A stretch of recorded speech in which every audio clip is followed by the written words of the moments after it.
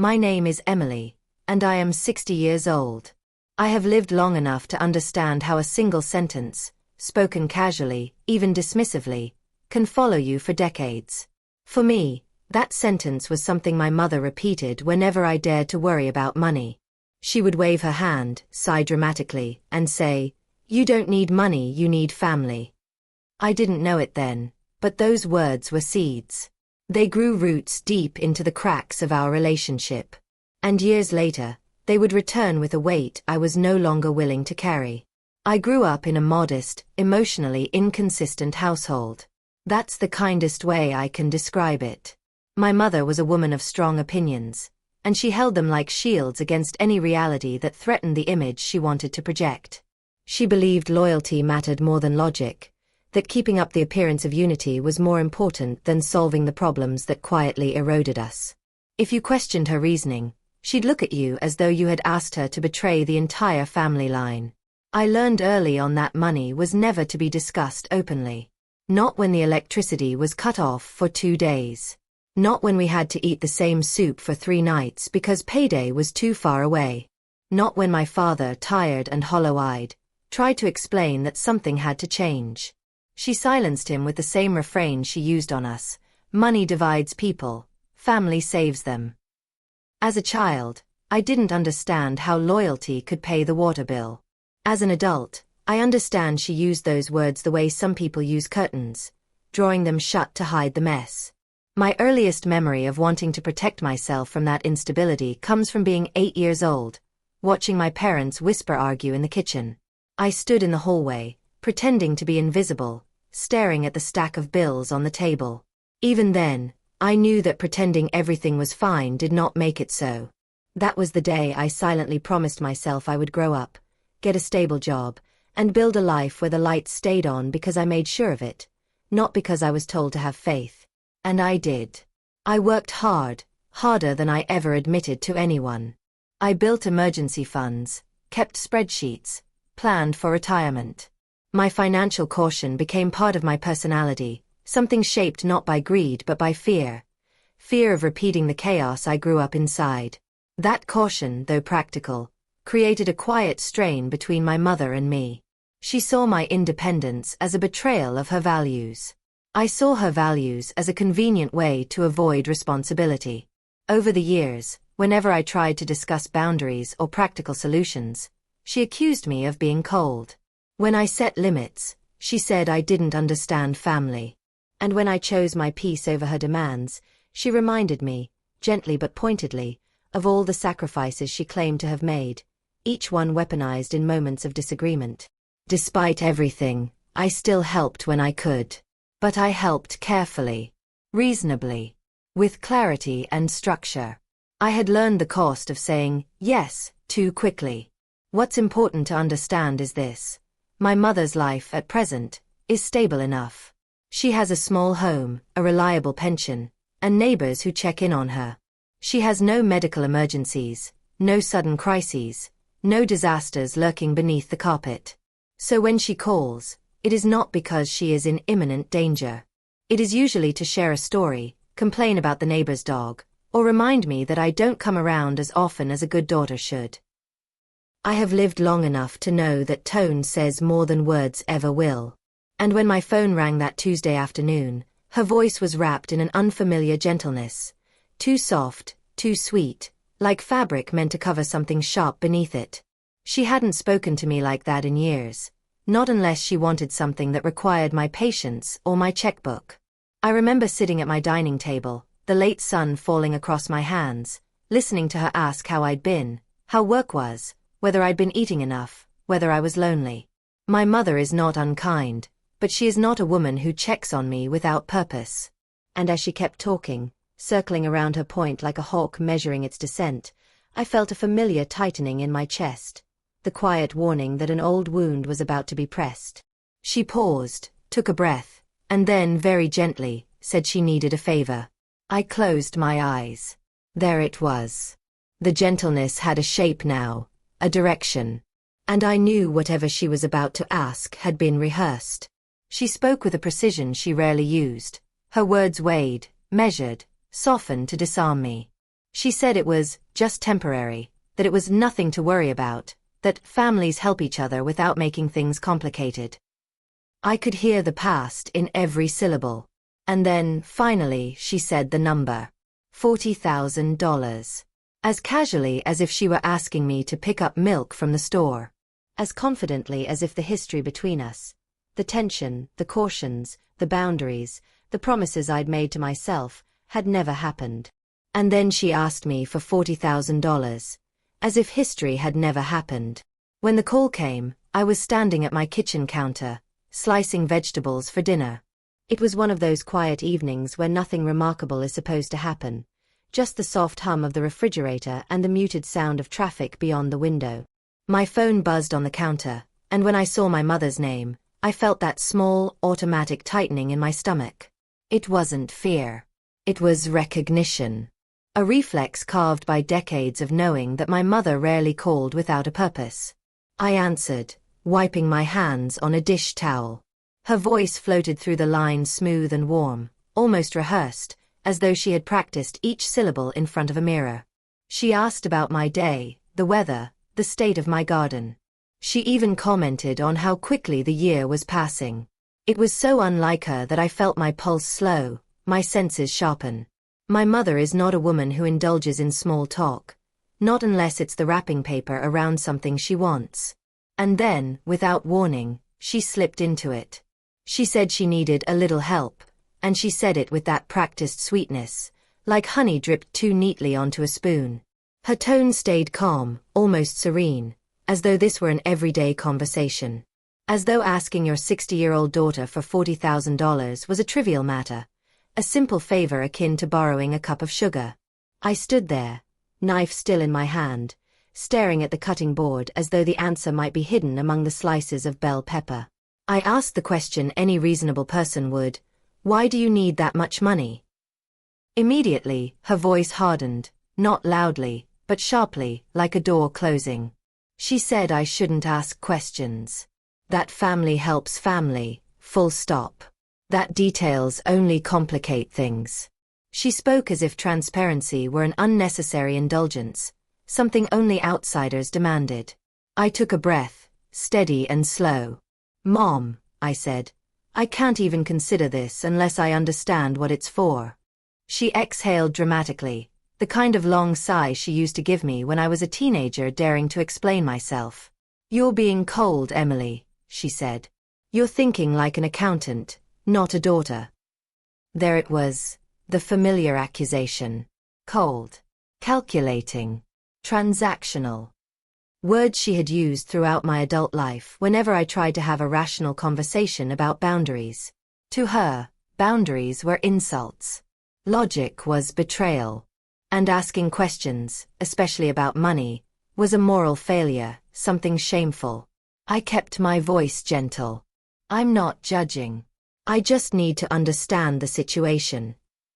Oh please, she said, her voice rising an octave.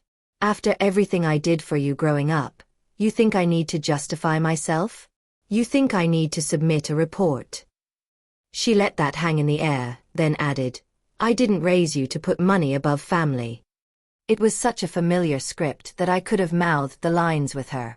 She invoked childhood sacrifices the way some people quote scripture, earnest, emotional, and unchallengeable.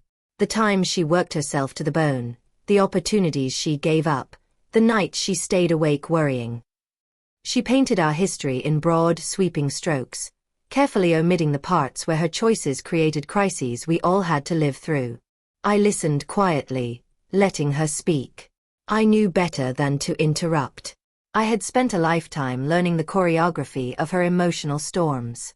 Then she delivered the line, the sentence that shaped my childhood and my adult skepticism. Emily, you don't need money. You need family. That's what matters. That's what keeps people together. I almost smiled, though not because it was funny. It was astonishing how little the script had changed. I could hear my younger self echoing inside me. The little girl who watched bills pile up while being told they didn't matter. The teenager who worked part-time jobs because she didn't trust the lights to stay on. The woman who built her entire life around not depending on anyone who used guilt as a weapon. My mother believed she was passing down wisdom. I understood now that she had been passing down fear disguised as faith. I took another breath, anchoring myself. I didn't argue. I didn't defend myself. I simply said the truth. I need time to think. She went silent. Completely silent. I imagined her jaw tightening, her hand gripping the phone. My mother does not like delays. She does not like thinking. She likes compliance dressed as closeness. After several seconds, she said sharply, "Fine. But don't overthink this. It's a simple family favor." Her tone had lost its earlier softness. The rehearsed warmth had evaporated. And then she hung up. I stood alone in my kitchen, the vegetables untouched, the knife still in my hand, feeling a strange mixture of déjà vu and dread. She hadn't given me a single detail. Not one reason. Not one piece of context. Just expectation. Just pressure wrapped in sentiment. I leaned against the counter and let the silence settle. $40,000. Not four. Not 400. Not even 4,000. 40,000. And she had expected me to say yes without hesitation, without information, without a conversation. That night, I tried to distract myself, read a book, watched a program, walked around the house, but my mind kept circling the same uneasy thought. Her tone. Her secrecy. The way she used old lines like talismans meant to ward off accountability. Something wasn't right. Something was hidden. Something she didn't want me to find. And as I lay in bed, staring at the ceiling, an old memory surfaced, one I hadn't thought about in years. A piece of family property. Modest, inherited, quietly sitting in both our names. Something told me to check on it. Something whispered that the answers were waiting there, buried beneath paperwork and choices she hoped I would never question. That night, something told me to check on a piece of family property I hadn't thought about in years. The property in question was a small, aging house my grandparents left behind. A simple structure with peeling white paint and a porch too narrow for more than 2 chairs. It wasn't valuable in the way people think about property today, but it held history. It held roots. And legally, it belonged to both my mother and me. When my grandparents passed, they left it to us jointly, hoping it would keep the family connected. My mother saw it as sentimental. I saw it as a responsibility. Over the years, I paid for small repairs, taxes, and maintenance, even though I rarely visited. It wasn't that I didn't care. It was that the house carried the emotional weight of generations, and I never felt entirely welcome there. The truth is, I had stopped visiting the property regularly years ago, not out of neglect, but out of self-preservation. When I was younger, every visit to that house came with commentary. Why I wasn't married, why I didn't give her grandchildren, why my job was too serious, why I needed to relax and trust family more. Even after age softened some of her criticisms, the air inside that house always felt heavy, as though the walls remembered every argument and every expectation I failed to meet. There was also the matter of trust. My mother had a habit of making decisions on impulse, big ones, then hiding them beneath charm or justification. I learned early that distance sometimes keeps the peace better than proximity. So I visited when necessary, paid the bills because someone had to, and kept the rest at arm's length. But that night, after her request for $40,000, something tugged at me. A steady, unignorable instinct whispering that the answers were buried somewhere I hadn't looked in a long time. I sat at my desk, turned on my old floor lamp, and opened my laptop. My hands felt cold as I typed the address of the county property records search. I told myself it was just precaution. I told myself there was no reason to expect anything unusual. But deep down, I already knew better. When the documents loaded, I leaned forward, reading each line slowly. At first, nothing seemed out of place. The property ID, the square footage, the tax assessments. But then I scrolled down to the activity history, and my breath caught. There were liens, refinancing entries, loan inquiries tied to the property. signatures on documents I had never seen. And worse, my name was missing from several entries where, by law, it should have been present. These weren't small papers or technical forms. These were major decisions, the kind that required both owners' consent. Yet there they were, dated and filed, without my involvement. I felt my pulse thudding in my ears. It wasn't just the shock of the activity. It was the secrecy, the audacity, the recklessness of risking something shared without so much as a phone call. I scrolled again, hoping I was misunderstanding. But the pattern was clear. Year after year, a little more was moved, borrowed, or rearranged. Had she allowed someone to guide her? Or worse, had someone convinced her she could forge ahead without consequences? My immediate concern was practical. Was the property in danger? Was she in danger? But layered beneath that was something far more personal, a slow, expanding ache of betrayal. I had spent a lifetime building stability so I would never repeat the chaos I grew up in. And here she was, risking something that belonged to both of us, with no regard for the fallout. I needed context, so I called my cousin Lila. She and my mother spoke often, and she had a way of hearing rumors before they became confessions. When she answered, her tone was careful, as though she already knew why I was calling. I asked gently, "Has my mother mentioned anything unusual lately? Anything financial?" Lila hesitated. Then she said quietly, "Emily, I'm not supposed to say anything, but she's been talking about some investment opportunities. Something about quick returns and a group of people helping her grow her money." My stomach dropped. That phrase, quick returns, never meant anything good. Not in my world, not in hers. And certainly not at her age, when insecurity can lead the lonely into dangerous arms. I thanked Lila and hung up, staring at the monitor again. The timeline began forming in my mind like pieces of a slow-motion collapse. The refinancing entries matched the same period my mother suddenly bought a new living room set. The time she claimed she had a little extra saved for a vacation. The months she refused help with utilities because she said she was trying something new. It was all connected. All hidden behind the familiar curtain of secrecy she used to protect her pride. The request for $40,000 no longer felt like a sudden crisis.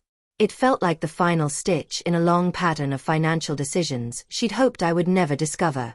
She wasn't asking for help. She was asking for cover. For rescue. For me to fill the holes she had quietly dug. But the betrayal wasn't simple. It wasn't clean. Because alongside the shock and anger came something else. Worry. Fear. And yes, despite everything, guilt.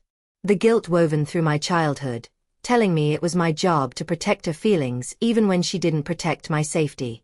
The guilt she nurtured with stories of sacrifice and duty, shaping me into a daughter who questioned herself before she ever questioned her mother. I sat back in my chair, running a hand over my face. The weight of the truth settled heavily on my chest. She hadn't been entirely honest in years. And whatever she was involved in now, whatever financial mess she was drowning in, was far greater than $40,000. But one thing stood out, sharper than the rest. This wasn't the result of a single mistake. This was a series of choices, layered quietly, hidden intentionally.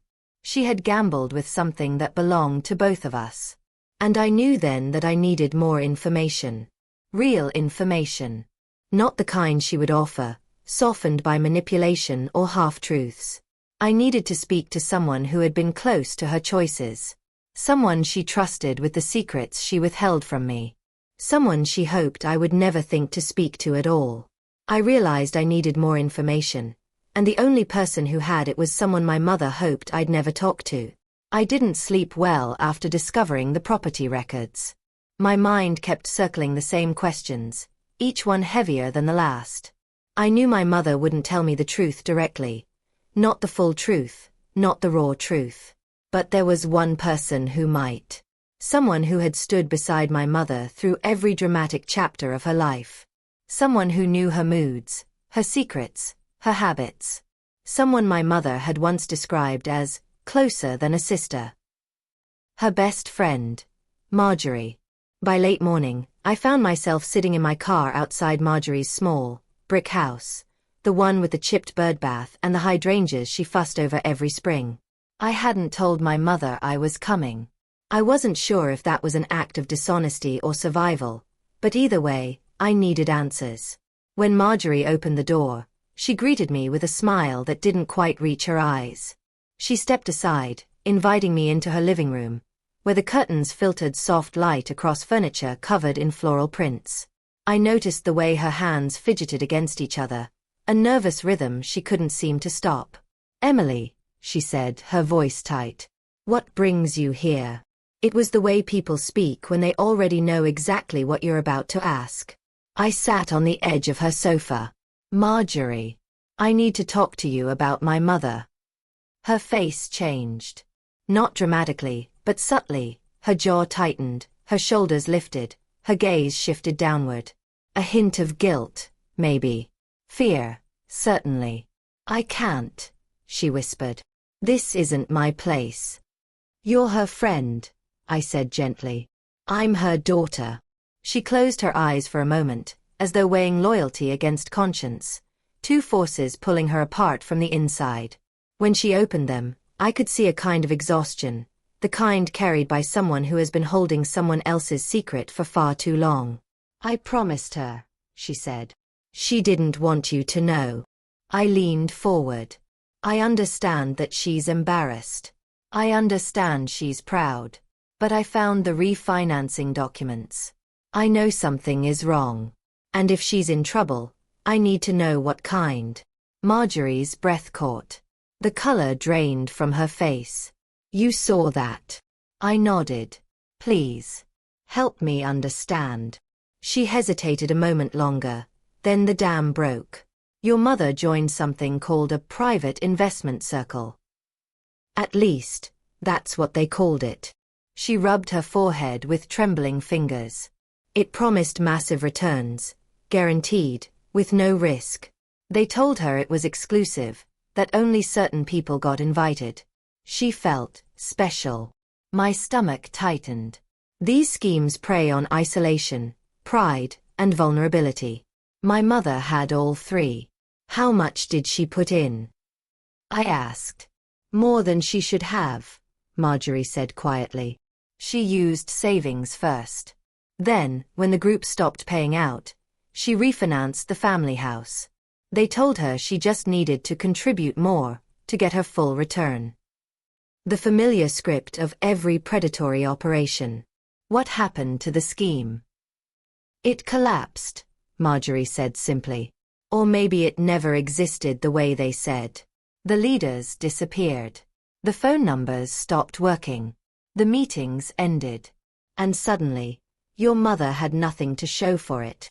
I felt my heart sink, heavy and cold. $40,000 wasn't the emergency. It was the bandage. The attempt to hide a wound festering beneath the surface. "Why didn't she tell me?" I whispered. "Because she was ashamed," Marjorie said. "She didn't want you to think she was foolish. She's been trying to recover the money on her own, hoping she could fix everything before you discovered what happened." Pride. That old, unyielding force. The same one that shaped my childhood, that dismissed logic, that insisted family must never show weakness, even when drowning. "She asked me for money," I said quietly. "She told me it was a simple favor." Marjorie nodded slowly. "They told her, those people running the scheme, that if she could put in more money, they could rebuild the circle. They convinced her the failure was temporary. That everyone would get paid back. That she just needed a little more to bring it all back. So asking me for $40,000 was part of that?" I said. "Yes," she admitted. "She thinks if she can get more funds and reinvest, she might recover everything. And you'll never need to know what happened." I sat back, absorbing the weight of it. My mother wasn't just in denial. She was clinging to the fantasy that she could undo reality through determination alone. She always believed she could out-stubborn the truth. "Is she in danger?" I asked. "Legally. Physically." Marjorie lowered her eyes. I don't know about physically. The people who ran the scheme are gone. But legally. She paused, then looked up at me with a haunted expression. This is only the beginning. The loans, the refinancing, the documents, you've only seen the surface. Her words settled like ice along my spine. Emily, she whispered, your mother has been hiding so much. She was terrified you'd find out. I felt something shift inside me, not anger, not yet, but a deep, steady determination. The truth was larger than she'd admitted, larger than she'd even allowed herself to understand. And I needed to face it directly. I stood up slowly. Thank you, Marjorie. I know that wasn't easy. She nodded, tears in her eyes. Please, don't be too hard on her. She's scared. I managed a faint, sad smile. I know. But fear doesn't erase consequences. As I walked back to my car, the air felt heavier, as though the world itself was bracing for the next chapter of this unraveling. I sat in the driver's seat for a long minute, gripping the steering wheel, grounding myself for what I knew had to happen next. I had to talk to my mother, face to face. And I knew, deep in my bones, that whatever she was going to say, I wasn't prepared for it. I decide to talk to my mother face to face, and I'm not prepared for what she says when I arrive. By the time I pulled into my mother's driveway, I had rehearsed the conversation a dozen different ways. None of those versions prepared me for the reality waiting behind her front door. Her house looked exactly as it always did. Neat, modest, with the same faded wind chime tapping against the siding, but that morning it felt different. As though the house itself was holding its breath. I walked up the porch steps slowly, feeling the familiar flutter of old tension in my chest. When I knocked, I heard her footsteps. Quick, purposeful, too light for a woman who claimed her joints were always aching. She opened the door with a bright smile, her eyes wide with forced cheerfulness. Emily, she exclaimed, as if my visit were a delightful surprise. Well, look at you. Come in, come in. There was something almost theatrical about her tone, like she had slipped into a role she'd practiced. She took my coat even though I always hung it on the chair myself. She offered tea even though she hated brewing it. She talked about her neighbor's cat, her garden, the weather, anything except the reason I was there. She was pretending nothing was wrong. Pretending the $40,000 request hadn't happened. Pretending she hadn't risked the family property behind my back. Pretending she wasn't drowning in a financial mess she refused to acknowledge. I let her talk for a few minutes. Her voice fluttered from topic to topic, each sentence stitched with nervous energy. When she finally paused to take a breath, I said quietly, "Mom, we need to talk." Her smile stiffened. About what? The loan you asked me for. Immediately, the warmth drained from her expression. Her shoulders tightened. Oh, that. It's nothing. I shouldn't have even mentioned it. Just forget it. I can't forget it, I said. Not when I know you're in trouble. She stiffened. I am not in trouble, she snapped. You always exaggerate things. I reached into my bag and pulled out the printed property records. Her eyes flicked to the papers, then quickly away, as though they were something dangerous, something radioactive. Mom, I said, keeping my voice steady, I need you to tell me the truth. Her face changed quickly. First surprise, then irritation, then anger. You had no right to go digging, she said sharply. That property is mine. It's ours, I corrected gently. And refinancing it without my knowledge is serious. She stood up abruptly, pacing the living room in small, agitated circles. This is exactly why I didn't want to tell you. You make everything so dramatic. Families support each other. Families trust each other. You don't go spying and accusing. Her voice rose, sharp and familiar, an old weapon she used to deflect accountability. Mom, I said softly, please stop. Just talk to me. She turned, pointing a trembling finger at me. You don't understand loyalty anymore, Emily. You've become cold. Detached. Every time I ask for something, you act like I'm a burden. I had heard these lines my entire life. The vocabulary of guilt. The language of obligation. But then I laid the records on the coffee table. And the facade cracked. She froze, staring at the pages as though they were proof of a crime she hadn't expected to be caught committing. Her breathing quickened. She reached out with trembling hands, then recoiled before touching the papers, as if acknowledging them would make everything real. Where did you get those? She whispered. They're public, I said. Anyone can look. The silence that followed was jagged and cold. She sank slowly into her armchair, covering her face with her hands. And then the first sob broke through. Not delicate. Not subtle. A raw, splintered sound that shook something inside me, even after everything I'd learned. When she finally spoke, her words came in waves, some truthful, some twisted for self-protection. I didn't mean for it to get so bad, she said, wiping her eyes with the hem of her sleeve. They told me it was guaranteed. Guaranteed. Emily. They said people doubled their money. They told me I was smart to get in early. I sat across from her, listening quietly. She continued, her voice shifting between confession and justification. I only refinanced a little at first. Just a small amount. Then they said I needed to increase my contribution to get the full return. So I did. I had to. I didn't want to look foolish. And then the payments stopped. And I thought if I just waited, if I just stayed patient. She pressed her palms to her chest. I'm not stupid, Emily. I wasn't tricked. I was investing. For us. For the future. For the family. I breathed in slowly. Mom. It was a scam. She flinched. Don't say that. Don't make me sound like some desperate old woman. I'm not, I said softly. I'm trying to help you. She looked at me with a mixture of fear and defiance. I did this because I'm alone. Because I'm old. Because no one listens to me anymore. I wanted to leave something behind. Something meaningful. A legacy. Her voice broke again. And now I owe more than 40,000. The number hit me like a cold blast of air. How much? I asked. She hesitated.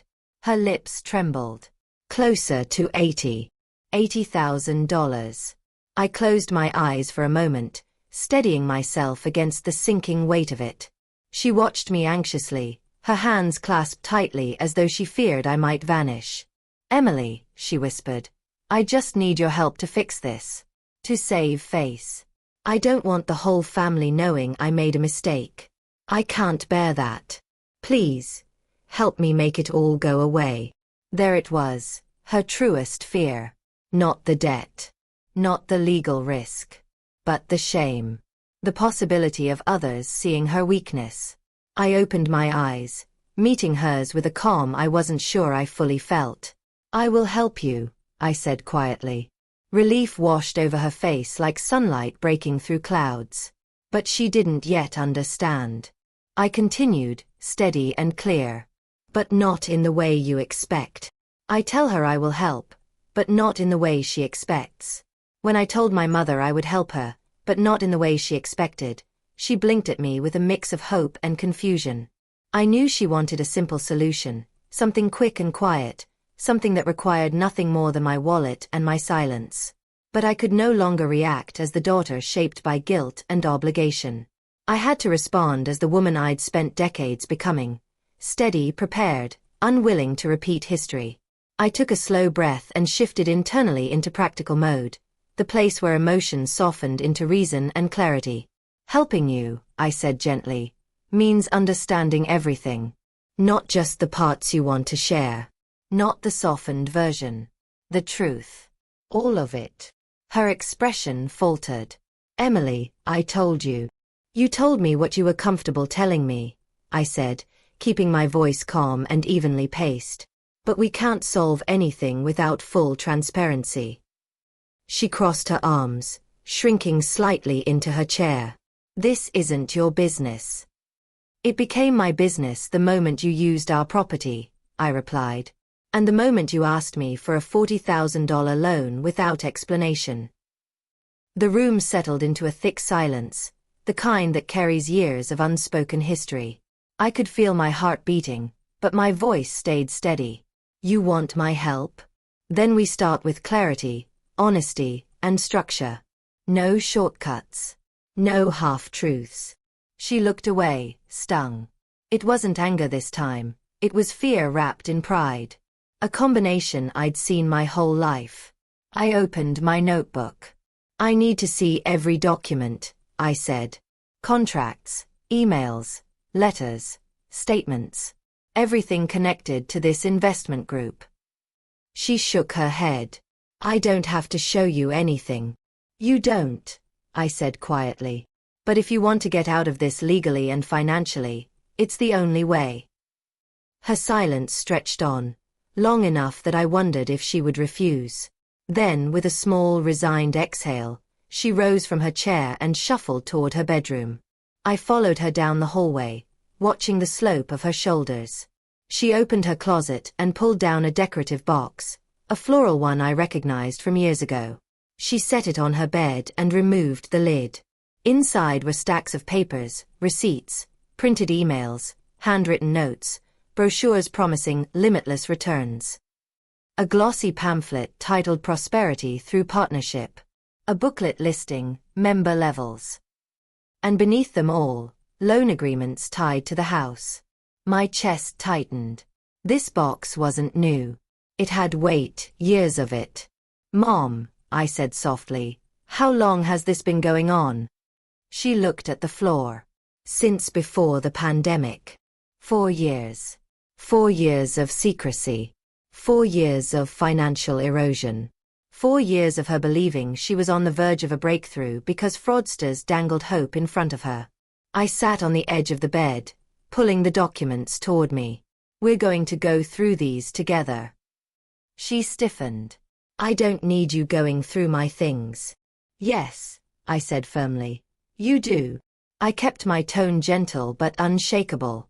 A soft firmness, the kind I wished she had used with me when I was younger. Reluctantly, she sat beside me. Slowly, painfully, we combed through every paper. There were membership agreements that promised a minimum 40% monthly return. False. Scientifically impossible. There were charts showing projected earnings that mirrored textbook pyramid scheme models. Emails from group leaders, written in the vague motivational style of every predatory operation. Withdrawal notices. Deposits. Empty promises. And then the heavy pieces, refinancing documents. Secondary loan applications. Risk clauses she'd initialed without understanding. My mother watched me as I read, her hands twisting nervously in her lap. This looked legitimate, she whispered. They told us we were part of something special. I didn't respond. There was no point in shaming her. Shame was what had driven her into secrecy in the first place. When we reached the loan documents, I felt a cold rush through me. Mom, I asked carefully, where is my signature? She swallowed. The man at the bank said we didn't need your signature. He said as the primary resident. That's not how co-ownership works, I said gently. He lied. Or someone else did. Her eyes filled with tears. I was trying to fix things before you saw. I exhaled slowly and pulled out my phone. I began photographing and scanning everything. Every page. Every signature. Every misleading promise. My mother watched with a mix of grief and reluctant admiration. Why are you doing all that? She asked. For documentation, I said. For protection, for both of us. She looked away, murmuring something under her breath about not needing lawyers, and keeping this within the family. But I was past that point. I stepped into the hallway and dialed the number of a financial advisor I trusted. I explained the situation in measured detail, arranged an urgent consultation, and forwarded the scanned documents. Then I called a lawyer who specialized specifically in elder fraud, someone who understood this kind of predatory structure and knew the legal openings. When I returned to the bedroom, my mother was crying softly. "Emily, I didn't want to involve outsiders. It's humiliating." "Humiliation isn't the danger here," I said quietly. "Silence is." For the rest of the afternoon, we began building a timeline with the advisor and lawyer. Dates, deposits, contacts, disappearing payouts, the sudden collapse, the refinancing, the missing signatures. My mother oscillated wildly between gratitude, thanking me with trembling sincerity, and resentment, snapping that I was making it worse, or turning against her. I stayed calm, detached enough to stay clear, present enough to stay steady. When the lawyer called back, I put her on speaker. We reviewed the documents with her step by step. She asked me to read aloud certain signatures, certain dates, certain numbers. Then, after a long pause, she said something that made my mother sit up straight. "Emily, one of the refinancing documents lists a signature that appears questionable." I frowned. "Mine?" "Yes," the lawyer said. "Your name appears on a document you did not sign. And that changes the legal landscape significantly, not only for the loan structure, but for your liability and your rights as co-owner." My mother gasped softly, covering her mouth. The lawyer continued, her tone firm and clear. "We may be dealing with a forged signature." The room fell silent. My mother's eyes widened in terror, and I felt the weight of the entire situation shift beneath my feet. The lawyer makes a discovery that changes everything about the property, and my legal responsibility. 2 days after the initial call with the elder fraud attorney, I drove to her office, a modest building tucked between a dentist's practice and a tax preparation service. The sky was overcast, matching the heaviness in my chest. I'd spent the previous 48 hours reviewing documents, replaying conversations, and bracing myself for the truth I suspected was coming. The lawyer, Mr. Harlan, greeted me in the conference room with a stack of papers neatly arranged in front of him. He was a calm, direct man in his early 60s, with a kind of expression that suggested nothing surprised him anymore. But when he looked at the documents connected to my mother's refinancing, his jaw tightened slightly, just enough to reveal concern. "Emily," he began, sliding the file toward me, "I want to walk you through a few inconsistencies we've found." He turned the pages one by one, pointing to small details, mismatched dates, unusual formatting, and forms filed in a sequence that made no logical sense. But then he paused at a photocopied page with my name printed near the bottom. "This," he said, tapping the signature line, "is supposed to be your signature."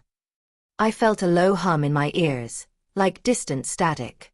He pulled out a second sheet, my official signature specimen from documents I'd signed years prior for the property inheritance. The difference was immediate. My real signature was smooth, deliberate, consistent. The one on the refinancing form was stiff, uneven, as though written by someone copying from memory rather than muscle. "This is not my signature," I said quietly. "No," he agreed. "It isn't." The room seemed to shrink around me.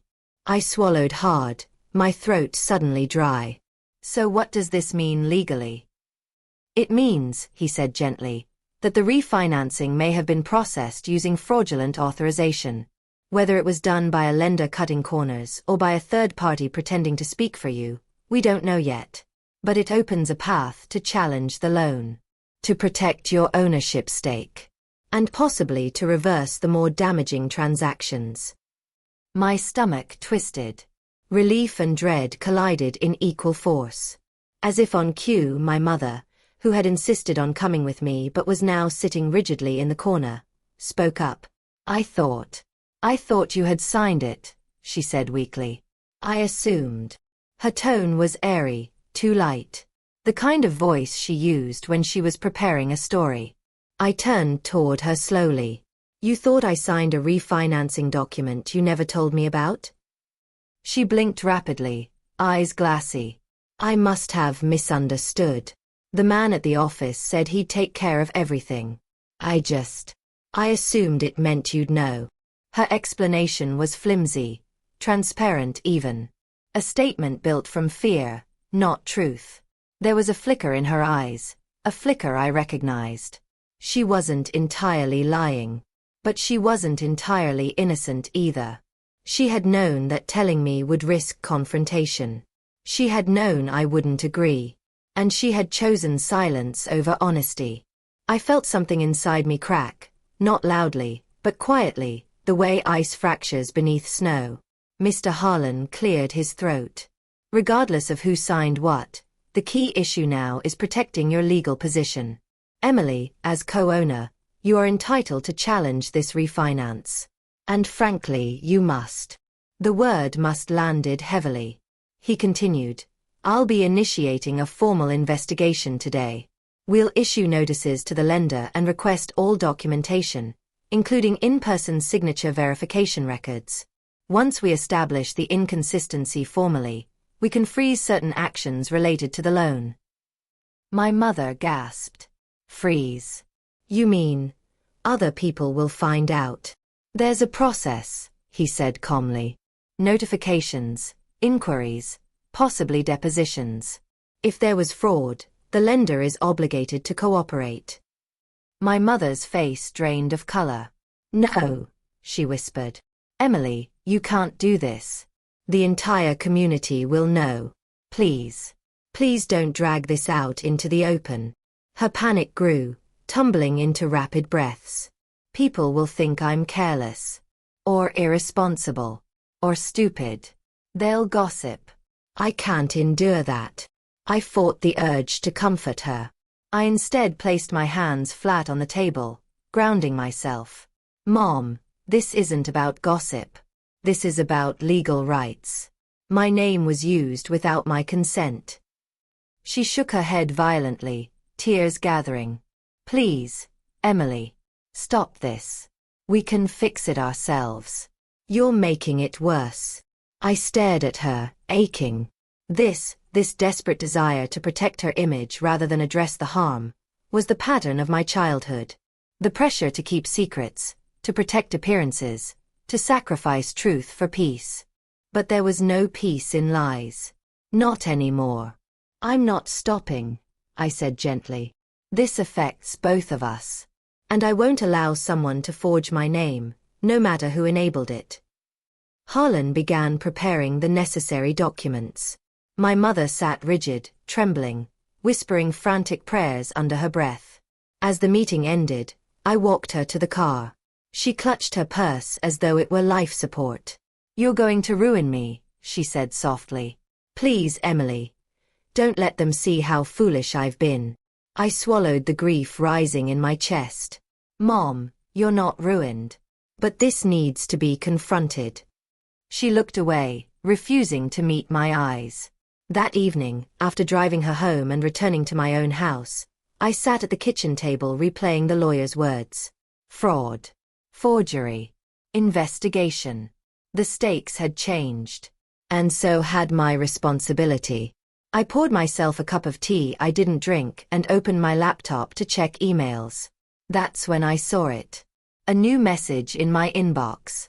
No name, just an address I didn't recognize. The subject line was chillingly simple. About your mother's investment group. My hands went cold. Someone involved in the scheme was reaching out to me. Then, unexpectedly, someone involved in the scheme reaches out to me. The email sat in my inbox like a stone on my chest, small but impossibly heavy. I stared at the subject line, about your mother's investment group, long enough to feel my pulse thump in my ears. After years of avoiding chaos, I'd learned to trust that instinctive tightening in my stomach, the warning that something dangerous had entered my orbit. I opened the message. The body was short, almost casual. The sender claimed to be a mediator for the investment circle my mother had joined. They said they wanted to clarify misunderstandings and work toward a solution beneficial to the family. They asked me to call a number. The tone was friendly. Too friendly. The same manufactured warmth scammers used to lower defenses. I read the email twice, then forwarded it directly to my lawyer. While waiting for her response, I prepared myself. When the lawyer wrote back advising me not to call alone, but to proceed if I recorded and documented everything, I positioned my phone carefully, ready to capture every word. Then I dialed the number. It rang once, then a voice answered. Smooth, confident, just a touch too polished. Emily. Thank you for calling. I'm so glad we can resolve this together. Resolve. Such a convenient word. Who am I speaking with? I asked. My name is Daniel, he said. I'm a mediator with Prosperity Partnership. Your mother is one of our long-standing contributors. Contributors. Another convenient word. Not victim. Not target. Not investor. Contributors. I hit the record button discreetly. You contacted me, I said. Why?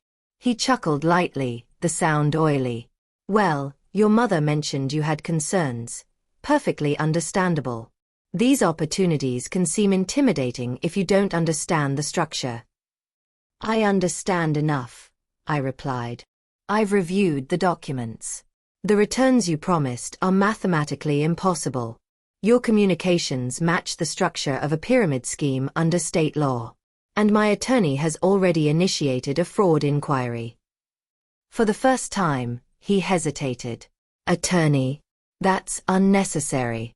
We prefer to keep matters like this private, within the circle. I felt anger flicker beneath my ribs, but my voice stayed steady. My mother refinanced a co-owned property based on your promises. My signature appears forged on one of the documents. That makes your circle a legal entity with serious exposure.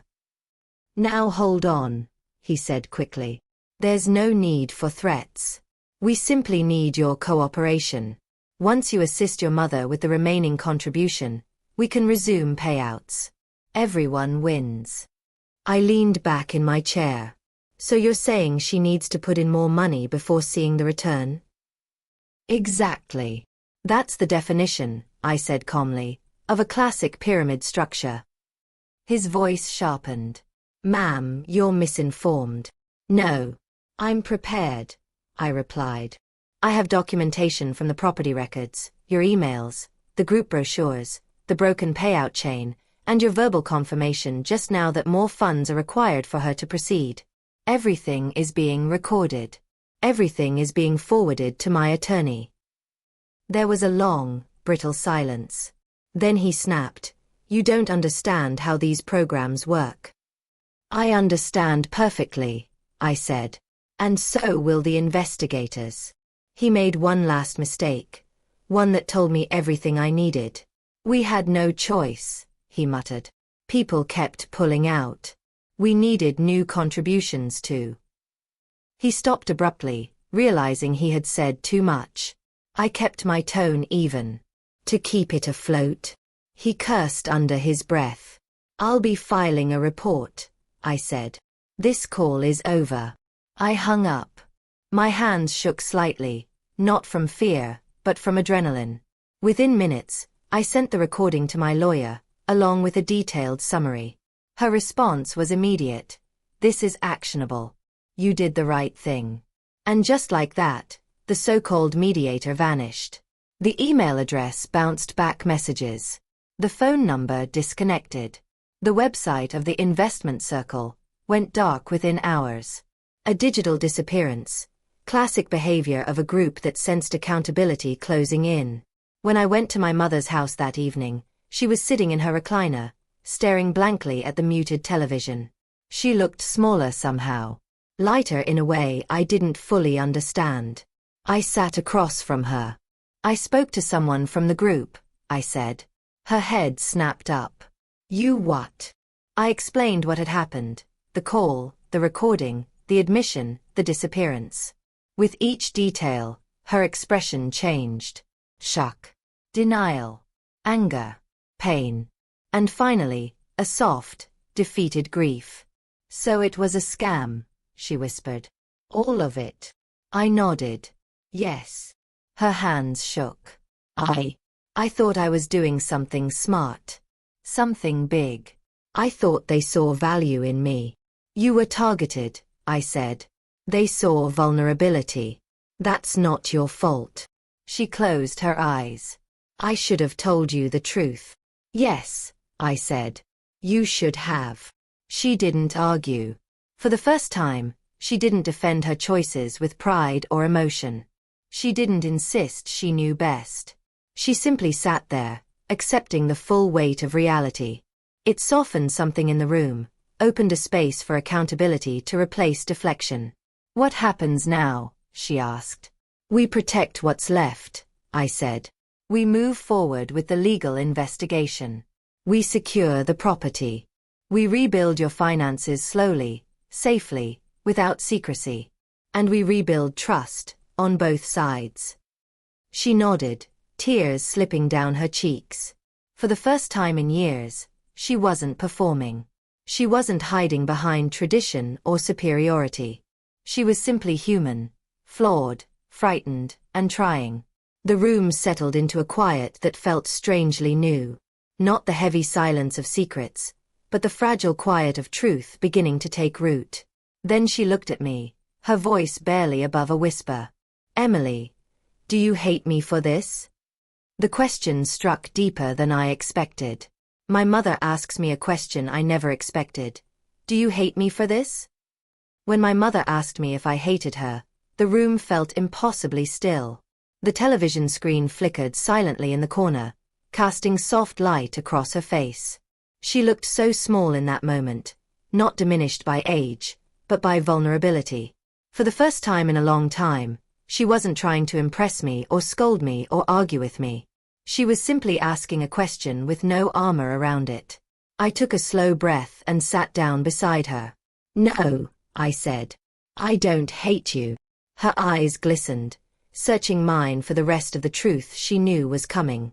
But, I continued, we have to rebuild trust. That part won't happen overnight. She looked down at her hands, folded tightly in her lap. I understand, she whispered. For once, she didn't interrupt, didn't deflect, didn't reach for nostalgia or sacrifice or guilt. She just listened. That silence, honest, uncluttered, was new between us. She inhaled shakily. I'm sorry, Emily. Truly. I'm sorry for the lies. For hiding things. For acting like you were the villain when you were just trying to help. Her voice caught. I don't have an excuse. It was the first apology she had ever given me without a trailing justification. Not once did she say, but I was scared, or but they promised me, or but you don't understand the pressure I felt. She simply said she was sorry, and meant it. And something inside me softened, not into forgiveness, but into openness. You're not alone, I said. But the way we move forward has to be different. In the weeks that followed, that became our guiding principle.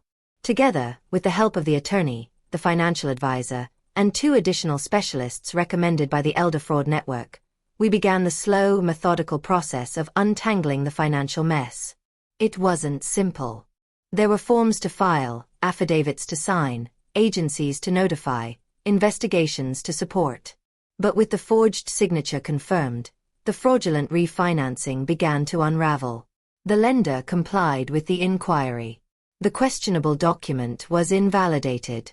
My ownership was restored without condition. Legal proceedings stopped the predatory actions on her portion of the loan, and the remaining debt tied to legitimate documents was consolidated into a manageable structure. It wasn't a miracle. It was work. Hard, necessary, unglamorous work. My mother attended every meeting. She didn't hide. She didn't argue. She listened with the humility she'd fought against for most of her life. Her biggest step came when she agreed to join a financial counseling program designed for older adults who had been targeted by scams. The first day she went, she clutched her purse the way a child clutches their favorite blanket. When she came home, she told me the counselor said her story was far more common than she thought. That mattered to her. The idea that she wasn't the only one. That she wasn't stupid. Just human. Bit by bit, she began to rebuild, not just her finances, but her sense of self. And in the process, something shifted between us. Our conversations became calmer. Our interactions steadier. She stopped using guilt as a shortcut to closeness. I stopped anticipating manipulation in every pause. The space between us, once thick with old tension, became clearer. Still, I knew what I needed to do. One afternoon, I sat with her at the dining table and slid a folder toward her. Inside were written agreements, boundaries in black and white. "I'm willing to help you stay on track," I said, "but I need structure. For both of us." She looked through the documents slowly. A shared account for paying down her legitimate debts. Monthly check-ins. Transparency with any future financial offer, no matter how small. No signing anything without my review. And, most importantly, no emotional bargaining. No guilt. No invoking old sacrifices to bypass accountability. Her eyes welled as she set the papers down. "You really think I need all of this?" "I think we both do," I said. She nodded. And for the first time, she agreed without argument. Over time, those boundaries didn't distance us. They steadied us.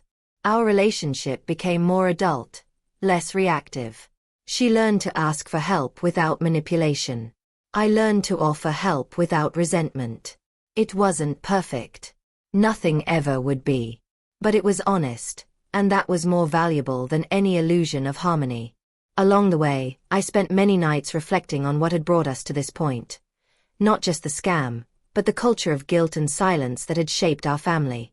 The idea that love meant unconditional sacrifice. That loyalty meant secrecy. That family meant tolerance of anything, no matter the cost. But age teaches you something that youth never quite understands. Boundaries are not barriers. They are bridges built with intention, strong enough to hold the weight of real connection. My mother once told me, "You don't need money, you need family." As a child, that sentence felt like wisdom. As an adult, I see its shadow. What we need is truth. We need safety, emotional, financial, relational. We need accountability. And yes, we need family, but not the version built on obligation and fear. We need the version built on respect. Eventually, the investigation closed. The property was secure. Her finances were stable.